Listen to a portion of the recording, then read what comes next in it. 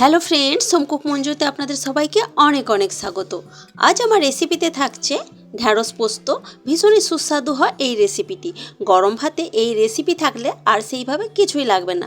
তো আজকের এই রেসিপি আমি কিভাবে বানাচ্ছি এখন আপনাদের সাথে এটাই শেয়ার করছি। চলুন। এখানে দেখুন আমি বেশ নরম একদম কচি কচি ঢ্যাঁড়স নিয়েছি। আর ঢ্যাঁড়সগুলো একদম ছোট সাইজের দেশি ঢ্যাঁড়স, একদম কচি। তো এই ঢ্যাঁড়সগুলোকে আমি দুদিক থেকে একটু একটু করে কেটে ফেলে দিচ্ছি। এইভাবেই ঢ্যাঁড়সটাকে রেডি করতে হবে। আমি কিন্তু আর মাঝখান থেকে এই ঢ্যাঁড়সটাকে আর টুকরো করব না, এরমভাবেই রেখে দেবো। দুদিক থেকে একটু কেটে ফেলে দিয়ে এরমভাবেই গোটা গোটাই ঢ্যাঁড়স রেখে দেবো। আর এই ঢ্যাঁড়সগুলো যেহেতু একদম কচি নরম আর সাইজটাও একদম ছোট ছোট, তো এরমভাবে রাখলেই রান্না করে খেতে বেশি ভালো লাগবে। ঢ্যাঁড়সগুলো কিন্তু আমার রান্না করার জন্য একদম রেডি হয়ে গেছে দেখুন। আর ঢ্যাঁড়স তো কাটার আগে ভালোভাবে ধুয়ে নিয়েছিলাম, তো আর ধোয়ারও প্রয়োজন নেই সেই জন্য। তো এখন আমি এই ঢ্যাঁড়সটাকে রান্না করার জন্য একটা মশলা রেডি করে নিচ্ছি। এখানে দেখুন একটা মিক্সার জারে আমি একটা কৌটো নিয়েছি। সেই কৌটোর এক কৌটো নিয়েছি আমি পোস্তদানা আর এক কৌটো নিয়েছি আমি সাদা তিল। এটাকে আমি শুকনো গুঁড়ো করে নিলাম। একটু প্রথমেই জল না দিয়ে একটু শুকনো গুঁড়ো করে নিলে তাহলে কিন্তু বাটার পরে বাটাটা খুব স্মুথ হয় মশলাটা। তো একটু গুঁড়ো করে নিলাম। এখন আমি এর মধ্যে দিয়ে দেব বেশ কয়েকটা কাঁচা লঙ্কা। এই ধরনের পোস্ত রান্নাতে কাঁচা লঙ্কার স্বাদটাই কিন্তু বেশি ভালো লাগে। তো কাঁচা লঙ্কা দেওয়ার পর দিলাম কিছুটা জল। এখন একটা স্মুথ পেস্ট বানিয়ে নিয়েছি দেখুন। আর আমি আরও একটু জল অ্যাড করেছিলাম। তো পেস্টটা কিন্তু একদম স্মুথ হয়েছে, যেহেতু আগে থেকে গুঁড়ো করে নিয়েছিলাম সেই জন্য এইভাবে স্মুথ হয়েছে।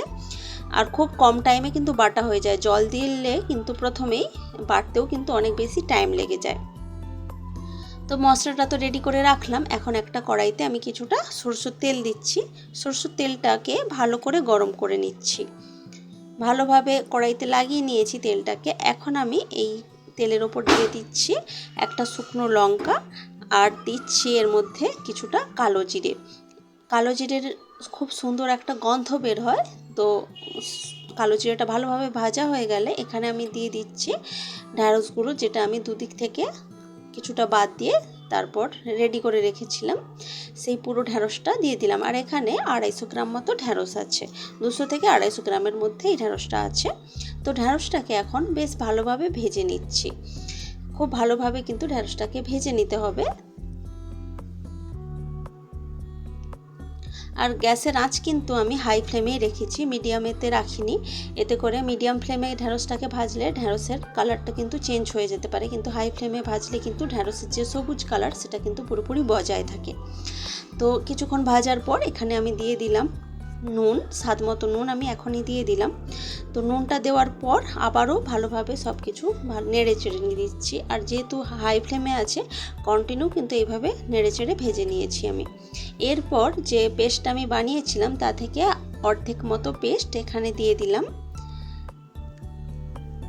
তো পেস্টটা দেওয়ার পর সব কিছু খুব ভালোভাবে মিশিয়ে নিচ্ছি।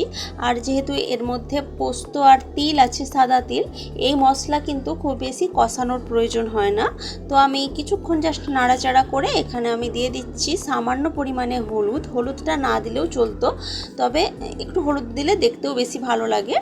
তো হলুদটা দেওয়ার পর আমি দিয়ে দিলাম এখানে পরিমাণ মতো জল, ঢ্যাঁড়সটাকে সেদ্ধ করে নেওয়ার জন্য। যে পরিমাণ জল লাগবে সেই পরিমাণ জল দিয়েছি। আর ঢ্যাঁড়সগুলো যেহেতু একদমই নরম, খুব বেশি কিন্তু টাইম লাগবে না সেদ্ধ করার জন্য। তো একটু নাড়াচাড়া করে এখন আমি ঢাকা দিয়ে রেখেছি প্রায় 3 থেকে 4 মিনিট মতো।